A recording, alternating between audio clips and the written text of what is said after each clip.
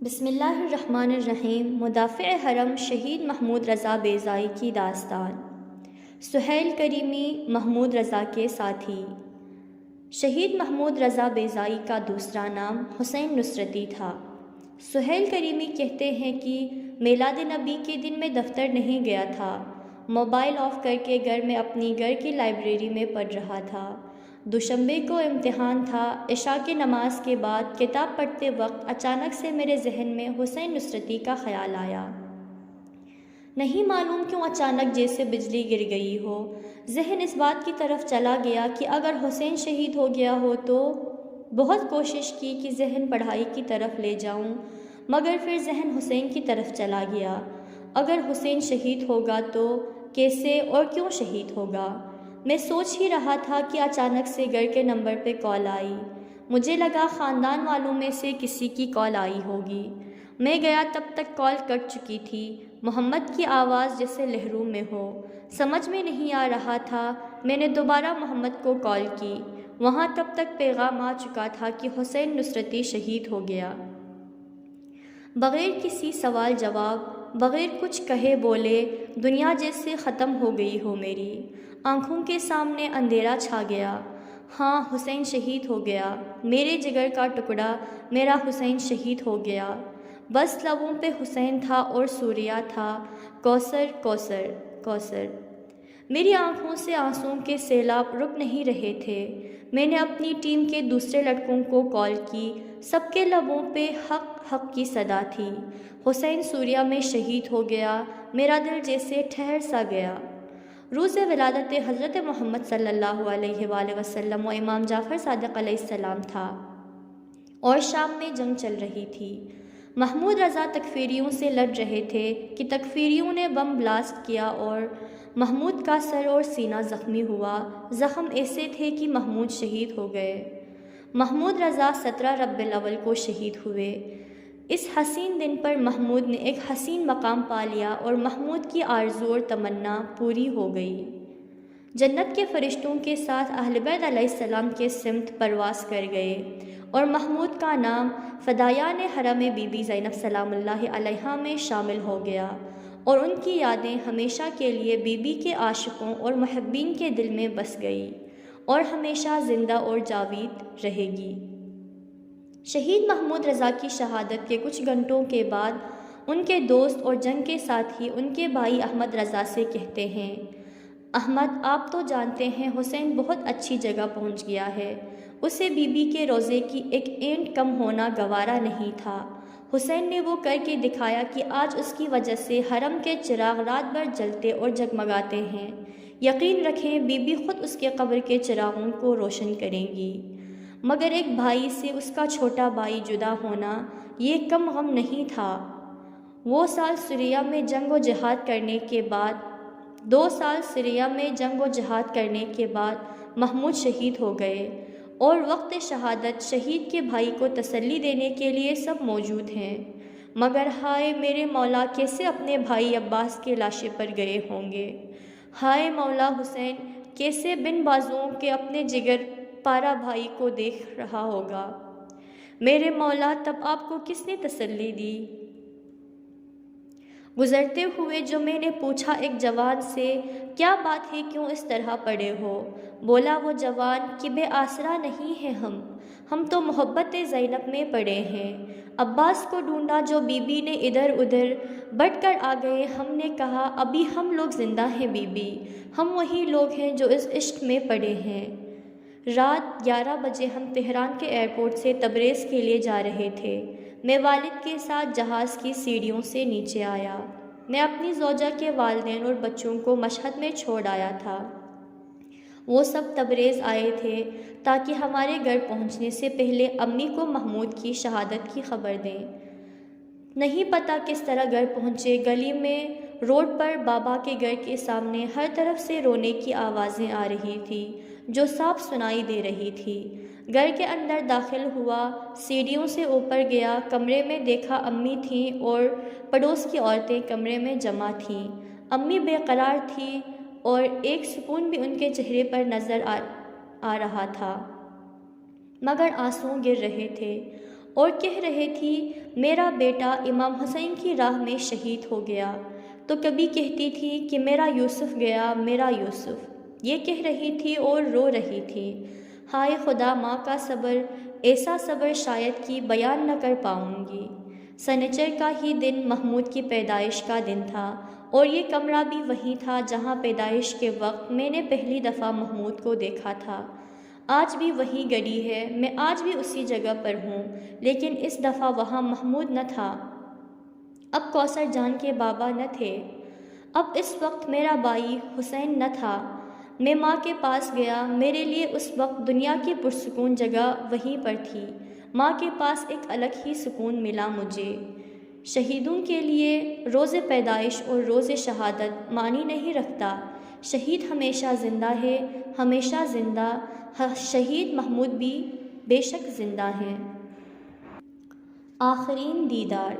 شہید کا جنازہ جب قبر میں رکھا گیا تو ان کی زوجہ کی طرف سے پیغام آیا کہ یہ رومال بسیج اسکارف جو رہبر معظم نے ان کو دیا تھا وہ بھی ساتھ دفنا دیں، کیونکہ یہ شہید کی وصیت تھی کہ ساتھ ان کے دفنایا جائے۔ ایک ساتھی کی زبانی۔ کل رات میرے خواب میں محمود آیا، دیکھا کہ وہ قرآن پڑھ رہا تھا۔ میں نے اس کو گلے لگایا اور اس نے مجھے اور مجھ سے کہا، کیونکہ تم مجھے نہیں دیکھتے اس لیے دوری اختیار مت کرو، میں پاس ہوں تمہارے۔ یاد ہے تمہیں؟ تم نے حملے کے وقت مجھے یاد کیا تھا، پلک جھپکتے ہی میں تمہارے پاس آ گیا اور تمہیں نجات دی میں نے۔ یاد ہے تمہیں کہ گھر میں بیمار پڑے تھے تو اس وقت میں تمہارے پاس آیا اور تمہاری شفاعت کے لیے دعا کر رہا تھا۔ میں نے اس سے کہا اب کہاں ہو محمود؟ اس نے کہا میں امام حسین علیہ السلام کے اصحاب کے ساتھ۔ کیا لکھوں؟ کیا ہے شہید کی عظمت؟ کیا لکھوں؟ کیا درجہ ہے شہید کا؟ یا تو مجھ سے الفاظ رقم نہیں ہو رہے ہیں کہ شہید کی عظمت کو لکھ سکوں، یا تو میں شرمندہ ہوں کہ ہم کس قدر اس قافلے سے دور ہو گئے ہیں، خود کو آگے سمجھ کر ہم نے خود کو پیچھے کیا ہے۔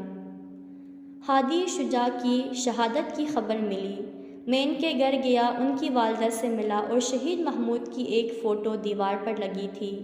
میں نے کہا ہادی ہمیشہ کہتے تھے میں شہید بیضائی کا بدلہ ان ملعونوں سے ضرور لوں گا۔ ہادی کی ماں نے کہا جی، اور یہ فوٹو بھی ہادی نے دیوار پر لگائی تھی اور کہا تھا ماں اس فوٹو کی بہت اچھے سے حفاظت کیجیے گا، شہید بیضائی کے بہت احسان میرے سر پر ہیں، اور ہم کس چیز کی حفاظت کرتے ہیں؟ ہر شہید کا وصیت نامہ پڑھ کر بھی ہم اس کی حفاظت نہیں کر پاتے ہیں، آسانی سے شہداء کے خون بہانے کے مقصد کو پامال کرتے ہیں۔ خدا ہمیں ان میں شمار فرما جو شہداء کے نام کو زندہ اور ان کی وصیتوں پر عمل کرتے ہیں۔ ہم اپنے نفس پر ظلم کرتے ہیں، ہم اپنی غلطیوں سے امام وقت کو رلاتے ہیں، اے شہید ہماری رہنمائی فرمائیں۔ احمد رضا بیضائی۔ احمد رضا کہتے ہیں میں نے ہر چیز سائٹ پر رکھی اور محمود کے وصیت نامہ کی کھوج میں لگ گیا کہ کہیں سے بھی اس کا وصیت نامہ ہاتھ لگ جائے، حتیٰ ان کے ساتھ لیے ہوئے شام کے چیزوں میں بھی دیکھا، لیکن وصیت نامہ نہیں ملا، جیسے زمین کھا گئی یا آسمان نگل گیا۔ اس کی لکھت میں وہی ایک چیز موجود تھی، ہمارے لیے وہ خط یا وصیت نامہ تھا، کہیں ادھر ادھر ہو گیا۔ لیکن میں نے اس کی بیوی سے دوبارہ پوچھا تو انہوں نے کہا ایک بار گھر میں وصیت نامہ پر بات ہوئی تھی، اس وقت اس نے شہید حاج ہمت کے پوسٹر کی طرف اشارہ کیا جو اس کے الماری پر لگا ہوا تھا اور کہا میری وصیت یہ ہے جو کچھ بھی اس پوسٹر کے اوپر لکھا ہوا ہے وہ ابھی تک وہی کا وہی موجود ہے۔ پوسٹر پر لکھا تھا میں نے اپنے خدا کے ساتھ وعدہ کیا ہے کہ اپنے خون کے آخری قطرے تک کے اس انقلاب کی حفاظت اور پاسداری کے لیے ایک لمحہ بھی سکھ کا سانس نہ لوں گا۔ شہید نے اپنا وعدہ پورا کر کے دکھایا اور جام شہادت نوش کیا۔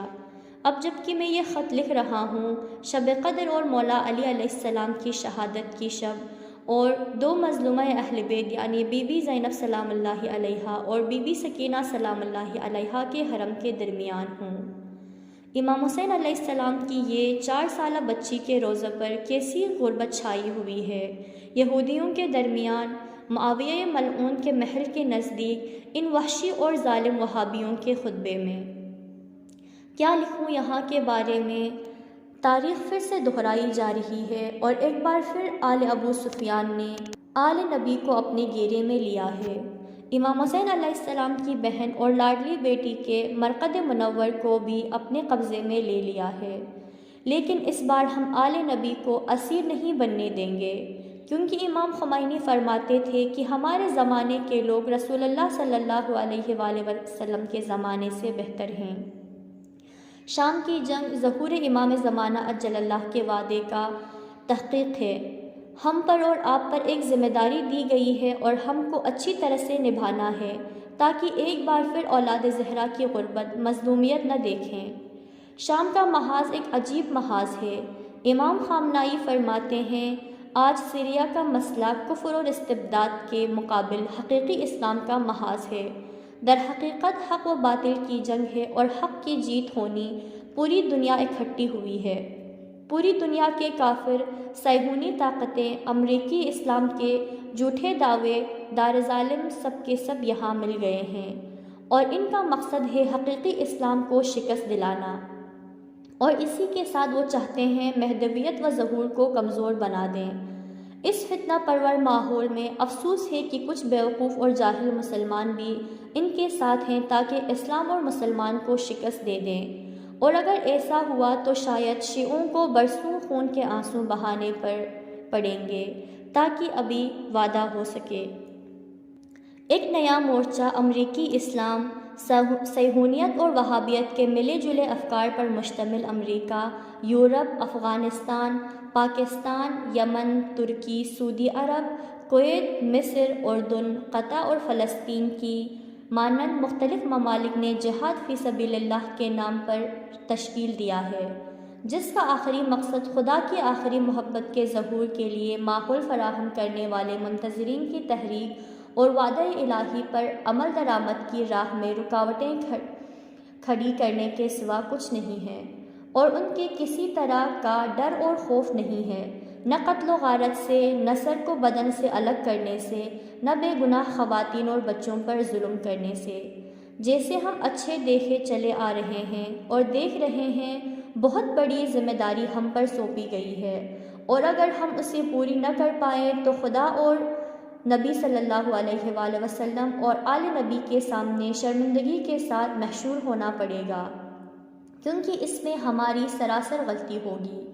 کل یوم عاشوراء، کل یوم عاشوراء و کل ارض کربلا۔ سید مرتضیٰ آوینی فرماتے ہیں، ہم سب کو ایک رات کی مہلت ملے گی جس میں ہم کو اپنا راستہ انتخاب کرنا ہوگا۔ یہ طے کرنا ہوگا کہ عاشوراء کے مظلومیت کے صف میں کھڑے ہونا ہے یا پھر ان کا ساتھ چھوڑ کر میدان سے بھاگ جانا ہے اور ولی خدا کے خون کے گرنے کا نظارہ کرنا ہے۔ انشاءاللہ خدا ہمارا نگہبان رہے اور اس کا وعدہ پورا ہونے اور عدل کی حکومت برقرار کرنے میں ہم ضرور جہاد کریں گے۔ شہید نے اپنے خط میں ہمارے لیے یقیناً بہت پیغام چھوڑے ہیں اور ہمیں ان ذمہ داریوں سے بھاگنا نہیں چاہیے۔